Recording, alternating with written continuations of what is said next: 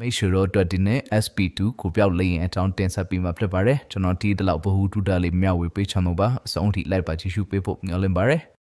P2 ကိုပြောက်လေရင်တွေကအမေရိကန်ပြည်ထောင်စုရဲ့မဟာဗျူဟာမြောက်တဲ့ပုံကျဲလေရင်တွေဖြစ်ပါတယ်ဘိန်းတလက်နက်တွေထူထပ်တဲ့နေရာမှာထိုးဖောက်ဝင်ရောက်နိုင်ဖို့အတွက်ရေဒါဖမ်းနိုင်စွမ်းနေပါတဲ့ stealth နည်းပညာနဲ့ပုံခေါ်ထားတာဖြစ်ပါတယ်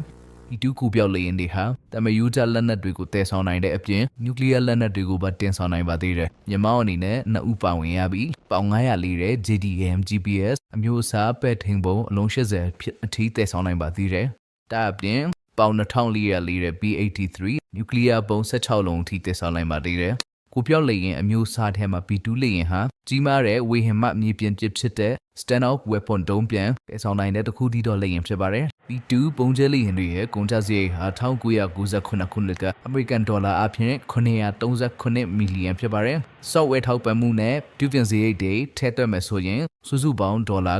929မီလီယံကျတဲ့မှာဖြစ်ပါတယ်ကုန်ကျစရိတ်အလွန်များပြားတာကြောင့်အမေရိကန်ကွန်ဂရက်မှာအခြေတင်ဆွေးနွေးမှုတွေပြုလုပ်ခဲ့ပါတယ်2018ခုနှစ်အမေရိကန်လေတပ်မှာ P2 လေရင်စုစုပေါင်းအဆင့်20ဟာတာဝန်ထမ်းဆောင်ခဲ့ပါတယ် P2 လေရင်တွေဟာ2023အထိတာဝန်ဆက်လက်ထမ်းဆောင်မှာဖြစ်ပါတယ်